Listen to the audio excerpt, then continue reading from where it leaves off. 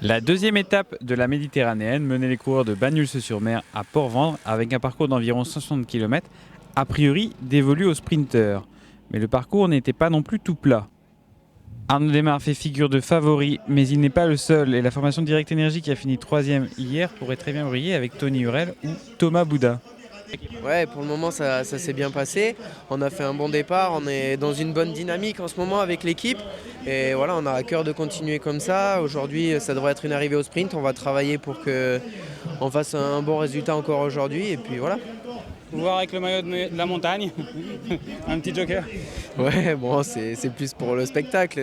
C'est sûr que j'ai pas l'habitude de revêtir ce maillot-là, mais bon, c'est toujours bien de porter un maillot distinctif, surtout quand on a un nouveau sponsor et tout ça, ça le met d'autant plus en évidence. Cette étape, on l'annonce pour sprinter. L'arrière-pays quand même un peu difficile, un peu escarpé. On annonce aussi peut-être du vent dans le final. Ce sera pas simple. Oui, l'étape n'est pas forcément destinée à arriver au sprint. Ça dépendra des coureurs aussi. C'est les coureurs qui font la course. Donc si ça fait la guerre d'entrée et que ça continue toute la journée, ce qui m'étonnerait.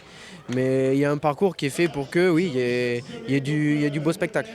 La FDJ a gagné hier, donc ils ont le leader. Ils ont Arnaud Démare aussi, qui est l'un des favoris aujourd'hui avec vous. Si jamais il y a une échappée qui prend suffisamment d'avance, vous allez les aider? Non, c'est pas notre objectif. Ceux qui ont le maillot de leader, voilà, c'est Démare qui est favori, c'est pas à nous d'aller les aider, ou du moins pas dans la première partie de journée. Pour le classement général, chez FDJ, on pourra compter sur Alexandre On va les Geniez. prendre au jour le jour, on va déjà essayer de passer aujourd'hui.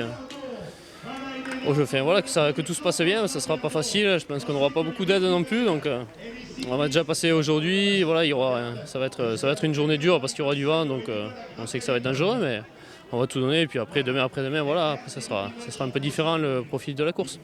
Pour vous ici, il y a un vrai intérêt à gagner ou c'est plus une préparation?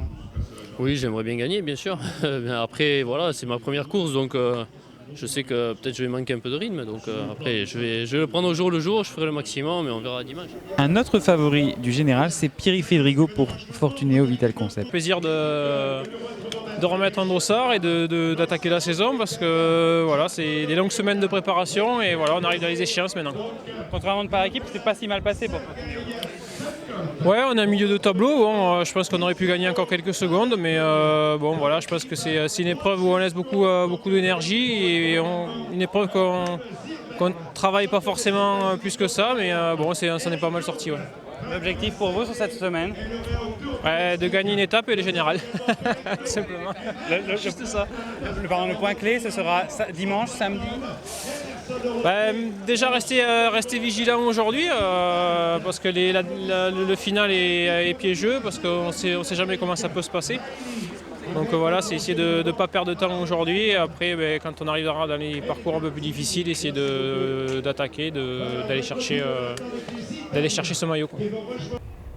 Malgré un début d'étape très animé, deux hommes réussissent assez facilement à prendre les devants. Il s'agit de Yannick Mayer de la formation Véran Classique Ago et Luca Sterbini pour la formation Bardiani CSF.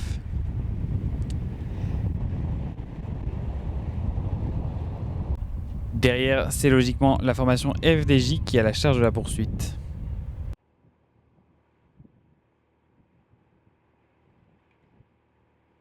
L'écart atteindra jusqu'à 5 minutes, l'étape pourrait se passer alors tranquillement, mais la pluie fait son apparition et elle ne quittera plus les coureurs jusqu'au panneau des 20 derniers kilomètres. Lorsque la route s'élève quelque peu, Yannick Mayer semble en légère difficulté, mais les deux hommes tiennent à rester ensemble. Ils savent qu'il vaut mieux être deux face à tout un peloton.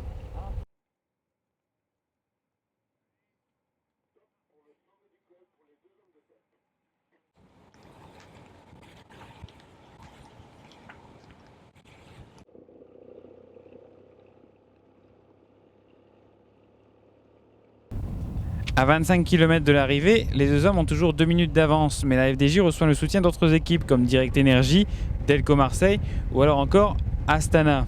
Malgré tout, les deux hommes résistent, mais ce ne sera pas suffisant. À une dizaine de kilomètres de l'arrivée, AG de réserve mondiale met un coup d'accélérateur au peloton. Alors qu'il semblait être le plus faible des deux, Yannick Mayer est finalement le dernier rescapé de l'échappée. Il sera repris à moins de 10 km.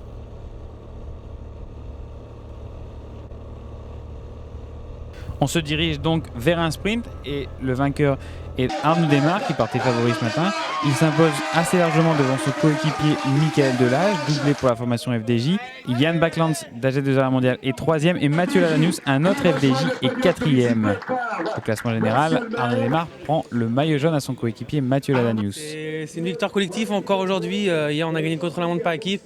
Aujourd'hui l'équipe a vraiment bien contrôlé. Ils étaient vraiment forts avec des conditions pas faciles, avec beaucoup de pluie. Donc voilà, on était bien à l'avant toute la journée. Je pense que derrière ça devait être bien usant. Donc voilà, on a très bien couru. Et puis dans le final, ça montait vraiment très fort avec de nombreuses attaques.